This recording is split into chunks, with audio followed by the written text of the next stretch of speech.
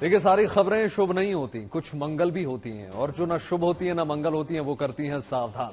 तो शुभ बताने, मंगल दिखाने और सावधान करने एक बार फिर से हाजिर हूं आपके साथ वैभव राज शुक्ला। और आज हम बात कर रहे हैं बांग्लादेश की, जहां पर इंसाफ के नाम पर मजाक हो रहा है। हम ऐसा क्यों कह रहे हैं? क्योंकि देखिए, देशद्रोह के एक फर्जी मामले में गिरफ्तार किए गए चिन्मय प्रभु को जमानत नहीं मिली। आधे घंटे की सुनवाई में अदालत ने जमानत याचिका खारिज कर दी।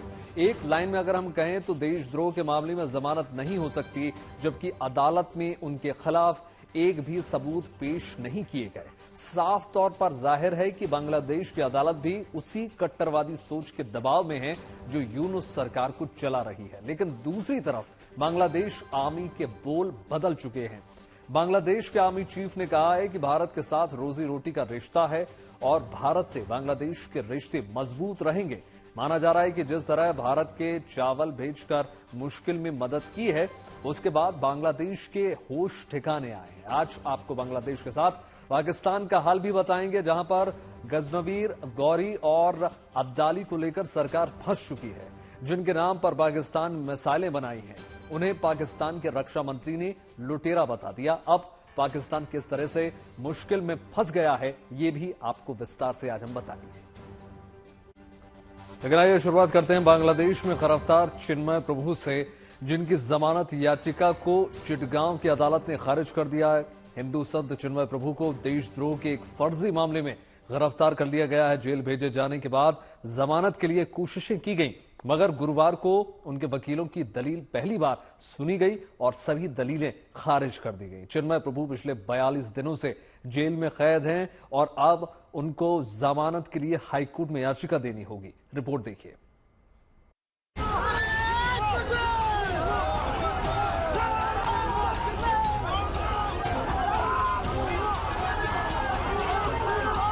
चीखती चिल्लाती भीड़, धार्मिक नारे लगाते लोग, उन्माद से भरे वकील,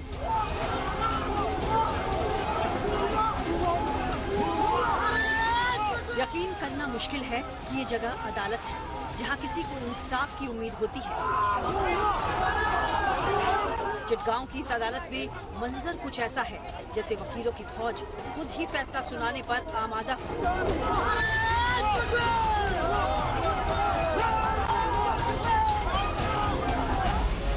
इस वक्त बांग्लादेश में यही न्याय की प्रक्रिया है, जहां अदालती कार्रवाई पर भी कट्टरवादी सोच हावी है। यही वजह है कि चिन्मय प्रभु की जमानत याचिका खारिज कर दी गई, यानी चिन्मय दास को अभी जेल में ही रहना होगा। लेकिन उनकी जमानत याचिका पर सुनवाई के दौरान अदालत परिसर में ये मंजर दिखा। वकीलों ने जबरदस्त नारेबाजी की, धार्मिक नारे लगाए।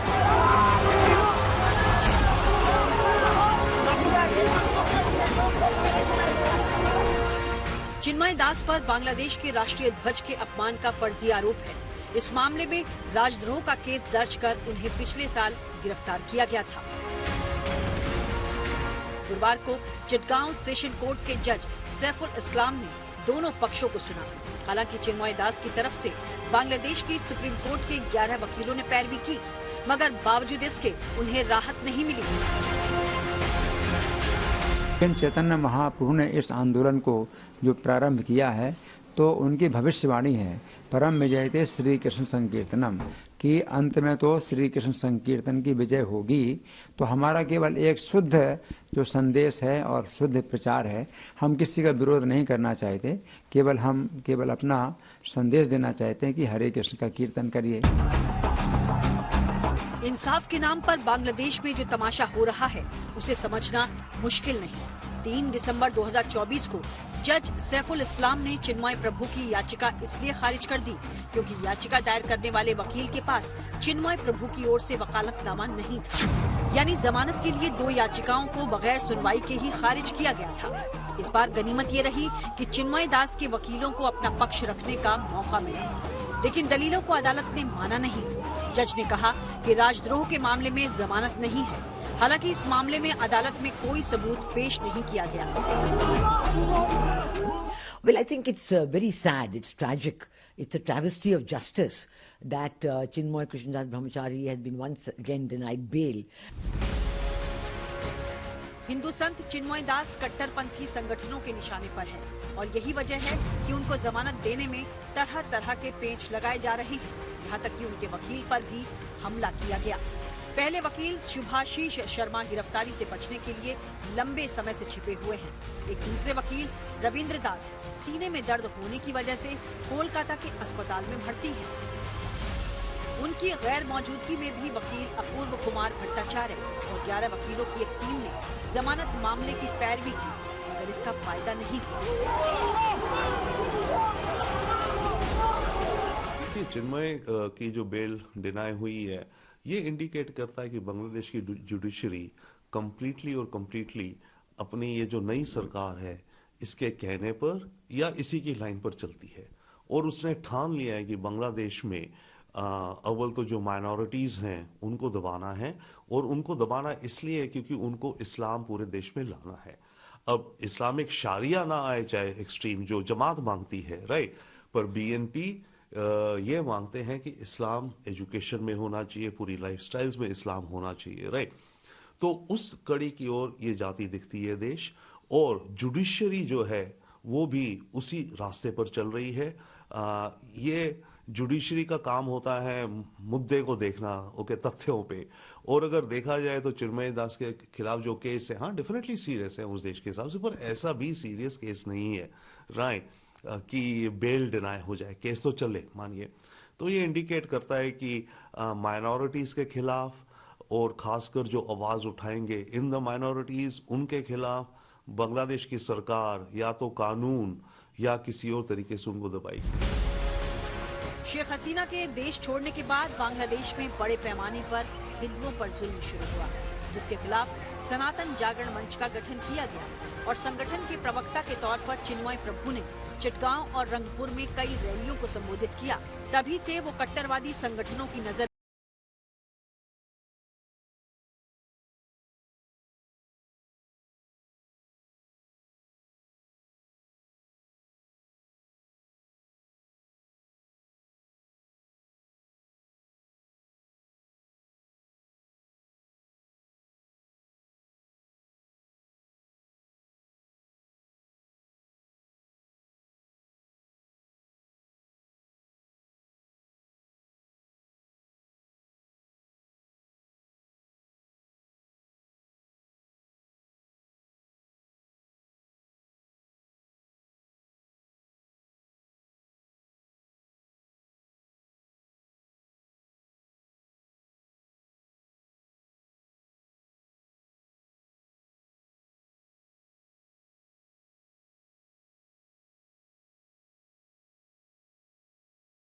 तो निस्वार्थ भाव से सेवा भाव करके और लाखों लोगों को प्रतिदिन भोजन कराने वाली संस्था, वो इस्कॉन है। उसके पूज्य संत को एक तो गिरफ्तार करना, झूठे मुकदमे में उसको फ्रेम करना, और अब उनको वेल प्ली भी उसके रिजेक्ट करना, this is the hype of the story. ये बहुत ही मतलब अतिवाद की सीमा से परे है। एक और बात भी देखने की है कि ऐसा लग रहा था कि जिहादियों के डर के मारे पहले तो प्रधानमंत्री भागी, उसके बाद राष्ट्रपति पर उन्होंने हमले किए, सीजीआई जो चीफ जस्टिस ऑफ बांग्लादेश है उसके ऊपर हमले हुए, और अब ऐसा लगता है कि जो जुडिशरी है वो जुडिशरी, लोअर जुडिशरी भी उनके सारे प्रेशर में काम कर रही है, जो बांग्लादेश के लिए ठीक नहीं है। भारत में हिंदू संगठनों को इस बात की उम्मीद थी कि चिटगांव सेशन कोर्ट से चिन्मय प्रभु को नए साल में जमानत मिल जाएगी, पर ऐसा नहीं हुआ। अब जमानत के लिए हाई कोर्ट जाना होगा। उनके वकीलों की टीम इसके लिए तैयारी कर रही है। Bureau report, good news today. देखिए, हैरानी इस बात की है कि अंतरिम सरकार के गठन के बाद से अदालतों ने कई उग्रवादी नेताओं को जमानत दी है। 2004 के ग्रेनेड हत्याकांड मामले में फांसी की सजा पाने वाले बीएनपी के उपाध्यक्ष यानी अब्दुस सलाम पिंटू को कुछ दिन पहले ही जमानत मिल चुकी है। बीएनपी चेयरपर्सन यानी तारिक रहमान को भी जमानत मिल चुकी है। उल्फा प्रमुख आतंकवादी परेश बरुआ की मौत की सजा को माफ कर दिया गया, लेकिन चिन्मय दास की जमानत याचिका खारिज कर दी गई। इसे लेकर भारत में गहरी नाराजगी है। विशेषकर हम लोग बहुत ही सभी विश्व के जितने भी लोग हैं सभी ये आशा कर रहे थे कि चिन्मय कृष्ण प्रभु का एटलीस्ट आज हियरिंग होगा और उनको बेल मिलेगा। तो सभी लोग बहुत दुखी हैं। पूरा विश्व की नज़र थी इसके ऊपर में। ब्रिटिश पार्लियामेंट में भी उनको लेकर चर्चा हो रही है, भारतीय पार्लियामेंट में भी चर्चा हो रही है, अमेरिका से भी उनको लेकर बात की गई है इंटरिम गवर्नमेंट से। तो सभी लोग बहुत ही आशा कर रहे थे। तो लेकिन अभी हमारे सब सामने है न्यूज़ की उनको बेल रिजेक्ट हो गया।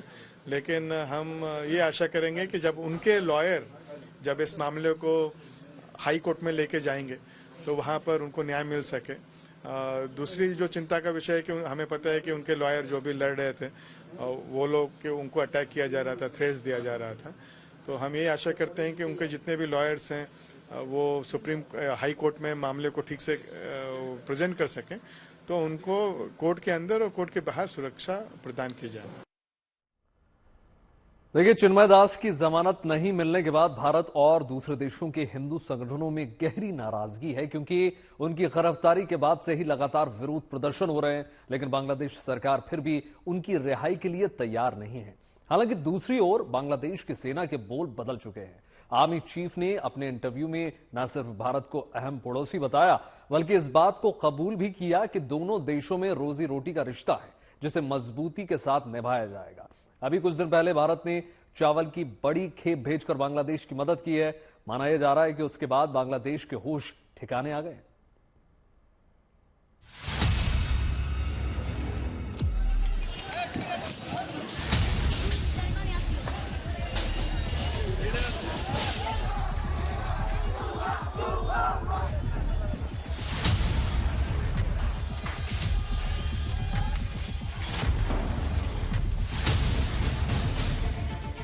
আমি মোহাম্মদ ইউনূস, আমি আইনুল জমিন, বাংলাদেশের প্রতি অকৃত্রিম বিশ্বাস।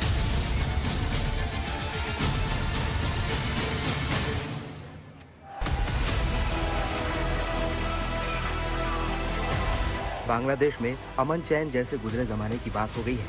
अब हंगामा है, हिंसा है और हिंदुओं पर हमला है। शेख हसीना सरकार के दौरान लोकतंत्र और राजनीतिक स्थिरता थी, पर अब कयास लगाए जा रहे हैं कि बांग्लादेश की सूरत बदल सकती है। लेकिन सबसे बड़ा सवाल है, भारत के साथ बांग्लादेश के रिश्ते अब किस रास्ते जाएंगे? दशकों से जो दोस्ती चली आ रही है, क्या उसमें स्थायी तौर पर तनातनी आ जाएगी? यूनुस सरकार के तेवर तो बदले हुए हैं, पर जहां तक बात है फौज की, उसकी सोच अलग है। कम से कम chief of army staff general Waqar-uz-Zaman Bharat की दोस्ती को जरूरी मान रहे हैं। और इस दौरान पहली बार उन्होंने खुलकर कहा है कि भारत एक अहम पड़ोसी देश है। बांग्लादेश के अखबार प्रथम आलो को दिए गए इंटरव्यू में जनरल जमा ने कहा कि भारत एक अहम पड़ोसी देश है। हम कई मामलों में भारत पर निर्भर हैं। दूसरी तरफ भारत को भी हमसे कई तरह की सुविधाएं मिलती हैं। भारत के बड़ी संख्या में लोग बांग्लादेश में काम करते हैं। भारत के ये कामगार दिहाड़ी के साथ स्थायी काम भी करते हैं। जनरल जमा का ये बयान बेहद अहम माना जा रहा है, क्योंकि चर्चा है कि बांग्लादेश की नई सरकार में आर्मी का बड़ा रोल हो सकता है। अब अगर आर्मी भारत के साथ दोस्ती के पक्ष में है, तो ये दोनों देशों के लिहाज से अच्छी बात है। हालांकि पिछले करीब 5 महीनों में यूनुस सरकार लगातार भारत से तनातनी को बढ़ावा दे रही है। बावजूद इसके जनरल जमा ने कहा कि बांग्लादेश से बड़ी संख्या में लोग भारत इलाज कराने जाते हैं। हम भारत से कई चीजें खरीदते हैं। ऐसे में बांग्लादेश की स्थिरता में भारत के व्यापक हित जुड़े हुए हैं। दोनों देशों के बीच लेन देन का संबंध है। दोनों देशों के बीच संबंध बराबरी और ईमानदारी की बुनियाद पर होने चाहिए। शेख हसीना सरकार के तख्तापलट के बाद बांग्लादेश में कट्टरपंथी संगठन हावी हुए हैं। सरकार से लेकर प्रशासन तक उनका बोलबाला है और उनकी राजनीति है भारत विरोध माहौल बनाना। शेख हसीना की पार्टी बीएनपी भी भारतीय सामान के बहिष्कार का ऐलान कर रही है। भारतीय कपड़ों को मुद्दा बनाया जा रहा है, लेकिन बांग्लादेश की आर्मी भारत के सहयोग को उसके दबदबे के तौर पर नहीं देख रही है। जनरल जमा ने कहा कि कोई भी देश दूसरे देश से फायदा चाहता है। मुझे नहीं लगता कि इसमें कुछ भी गलत है। दोनों देशों के बीच बराबरी के आधार पर अब भी अच्छे संबंध हैं। लोगों को ये नहीं सोचना चाहिए भारत का हम पर दबदबा है। ऐसा होगा तो हमारे हितों के खिलाफ होगा। भारत के पूर्वोत्तर के राज्यों की सुरक्षा में बांग्लादेश का सहयोग अहम रहा है। जब तक शेख हसीना की सरकार रही, इस मामले में भारत को मदद मिली। लेकिन क्या अब नए निजाम में बांग्लादेश भारत के लिए वैसा ही मददगार होगा? पाकिस्तान और चीन से बांग्लादेश की बढ़ती हुई नजदीकी भी भारत के लिए चिंता का सबब है। मगर जनरल जमा ने अपने इंटरव्यू में कहा है कि हम अपने पड़ोसी के साथ ऐसा कुछ भी नहीं करेंगे जिससे उसके राजनीतिक हित प्रभावित हों। इसी तरह हम अपने पड़ोसी से ये उम्मीद करते हैं कि वो भी ऐसा कुछ ना करें जिससे हमारे हितों को चोट पहुंचे। हमारे हित पारस्परिक हैं और उन्हें सुनिश्चित करने की जिम्मेदारी भी हम दोनों की ही है। बांग्लादेश की मौजूदा सरकार चीन और पाकिस्तान के साथ रिश्ते मजबूत करना चाहती है। खासकर डिफेंस में चीन के साथ रिश्ते गहरे हो रहे हैं। फिलहाल आर्मी भारत और चीन के बीच संतुलन बनाकर चलना चाहती है। जनरल ज़मा ने कहा है कि हम लोगों की विदेश नीति बेहतरीन है, सबसे दोस्ती और किसी से बैर नहीं। हमें विदेश नीति में संतुलन बनाए रखने की जरूरत है। हमारी प्रगति में चीन साझेदार है। चीन ने बांग्लादेश में निवेश किया है, ऐसे में चीन हमारे लिए काफी अहम हो जाता है। बांग्लादेश में सत्ता पलटने के बाद से ही सत्ता में सेना की भूमिका पर चर्चा गर्म है। माना जा रहा है कि नई सरकार बनाने में सेना का हस्तक्षेप होगा, यानी पर्दे के पीछे से कमान सेना संभाल सकती है, मगर जनरल ज़मा ने ऐसी संभावना से इनकार किया है। साफ कहा है कि जब तक वो आर्मी चीफ हैं, राजनीति में सेना का दखल नहीं होगा। Bureau report, good news today. Bangladesh के बाद अब एक और पड़ोसी मुल्क यानी पाकिस्तान की बात कर लेते हैं, जो तालिबान से टकराव के बाद बुरा फंस चुका है। इसी बीच पाकिस्तान के रक्षा मंत्री ने गजनवी, गौरी और अब्दाली जैसे शासकों को लुटेरा बता दिया। बोला तो उन्होंने सच ही है, मगर उनके बयान से पाकिस्तानी मीडिया में बवाल मच चुका है। असल में भारत के लिए नफरत और अपनी घटिया सोच की वजह से पाकिस्तान ने अपनी मिसाइलों के नाम गौरी, गजनवी और अब्दाली दिए हैं। गजनवी के बारे में दावा किया जाता है कि वो एक हाइपरसोनिक मिसाइल है। पाकिस्तान ने इसका नाम मशहूर गजनवी के नाम पर रखा है। दूसरी मिसाइल गौरी है, जो न्यूक्लियर वॉरहेड भी ले जाने में सक्षम है। पाकिस्तान की एक और छोटी रेंज की सुपरसोनिक बैलिस्टिक मिसाइल है अब्दाली। इसका नाम अहमद शाह अब्दाली के नाम पर रखा गया है। इतना ही नहीं, आपको बता दें, मीडियम रेंज वाली सुपरसोनिक क्रूज मिसाइल का नाम पाकिस्तान ने बाबर रखा है, जिसने भारत में मुगल सल्तनत की बुनियाद रखी। माना यह जा रहा है कि पाकिस्तान जो इंटर कॉन्टिनेंटल बैलिस्टिक मिसाइल बना रहा है, उसका नाम तुर्की शासक तैमूर लंग के नाम पर रखा गया है, जिसने 14वीं सदी में दिल्ली में कत्ले आम किया था। जाहिर सी बात है कि इन नामों पर पाकिस्तान गर्व करता है, मगर हुआ यूं कि पाकिस्तान के रक्षा मंत्री ख्वाजा आसिफ ने गजनवी और अहमद शाह अब्दाली को लुटेरा कह दिया। गजनवी, गौरी और अब्दाली तीनों का ताल्लुक जो है अफगानिस्तान से था, लेकिन रक्षा मंत्री के बयान से पाकिस्तान के कट्टरपंथी और मीडिया दोनों बौखला गए। अपने ही रक्षा मंत्री से सवाल पूछे जा रहे हैं कि गजनवी और गौरी लुटेरे थे तो उनके नाम पर मिसाइल के नाम क्यों रखे गए। आपसे बहस क्यों कर रहा हूं, पूछना क्या है मैंने आपसे, पूछो। Being defence minister of Pakistan, आपने अपने मिसाइल का नाम, देखिए मैं उस बहस में नहीं पढ़ना चाहता, क्योंकि मेरी बात सुने ना, वो आज से 5 या 10 साल या 15 साल एक मिसाइल का नाम रखा गया 2012 में। तो मैं वही 5-10 साल और उसकी मंजूरी किसने दी? खाय साहब, सिर्फ गजनवी मिसाइल नहीं है, अब्दाली है, अब्दाली मिसाइल, गौरी मिसाइल है। तो आप एक तरफ तो कह रहे हैं वो लुटेरे थे सारे, तो दूसरी तरफ आप कह रहे हैं कि लेकिन मेरा तो उस पर कोई जो क्या कहते हैं कंट्रोल नहीं है ना, किसी का क्या नाम रखा जाए। सड़कें हैं, नहीं, मैं सियालकोट में जिस सड़क पर रहता हूँ उसका नाम महमूद गजनवी रोड है। तो ये तो देखिए, आप बखूबी समझते हैं कि खुली सच्चाई है कि सिर्फ भारत के प्रति अपने आक्रामक रुख को दिखाने के लिए ही पाकिस्तान ने अपनी मिसाइलों के नाम गौरी या गजनवी रखे हैं। लेकिन कुछ साल पहले जो सोच थी अब वही बदलती हुई नजर आ रही, क्योंकि अफगानिस्तान के बदले हुए तेवर ने पाकिस्तान को बड़ी मुसीबत में डाल दिया है। अब पाकिस्तान में कशमकश है कि जिस हीरो मानते हैं हम उन्हें लुटेरा कैसे मान सकते हैं, और ऐसा किया तो मिसाइलों के नाम क्या होंगे जिन्हें भारत के खिलाफ हमले की नीयत से तैयार किया गया है। सुनिए क्या कह रहे हैं पाकिस्तान के रक्षा मंत्री। मैं इस बहस में नहीं पढ़ूंगा। अच्छा, क्या उसकी वजह यह है? वैसे आप देखें, आपके यहाँ पे बहुत से मुसलमान हैं जिन्होंने नाम जो है वो ऐसी शख्सियतों पे रखे हुए हैं जिनका जो है मुस्लिम तारीख से कोई मैंने एक दफा, आपको पता है ना, मैंने एक दफा ये सवाल पूछा, ये क्योंकि आपने भी बात पहली दफा तो नहीं ना की, तो और पहले भी लोग कर चुके हैं। मैंने एक दफा किसी अहम शख्सियत से पूछा कि जी ये हमारे मिसाइलों के नाम गजनवी, अब्दाली, गौरी क्यों हैं? उनका बरह रास्त ताल्लुक था मिसाइल प्रोग्राम से। उन्होंने कहा जी रीजन ये है कि हम ये इस्टेब्लिश करना चाहते हैं कि जो हमारा जो मिसाइल प्रोग्राम है, जो न्यूक्लियर प्रोग्राम है, ये इंडिया स्पेसिफिक है। तो इसका मतलब है कि हमने एक तारीखी जो वाक़यात हैं उनको जो है अपनी जो इंटरप्रिटेशन की है, अपने प्रोग्राम की, दफा के प्रोग्राम की, उसके ऊपर उसकी इंटरप्रिटेशन उस तरीके से कर तो फिर हमारे वो बुजुर्ग या रहनुमा जिन्होंने मिसाइलों के नाम गजनवी या अब्दाली या गौरी पे रखे, उनके ख्याल में ये लोग लुटेरे नहीं, ये बहुत बड़े जंगजू थे जिन्होंने मराठा राजा जो है उनको शिकस्त दी। सर मराठा तो नहीं, मराठों से नहीं लड़ा था, और बहुत सबसे लड़े थे ये। नहीं, मराठों से नहीं लड़े थे। वो पानीपत की लड़ाई तो मराठों से अब्दाली लड़े। हाँ, अब्दाली लड़े। पानीपत की तीसरी लड़ाई जो थी वो अब्दाली थे। हाँ। और वो सारे बंदे ऐसे ही रह गए सर, आप ही कल ही वापस गए। अच्छा।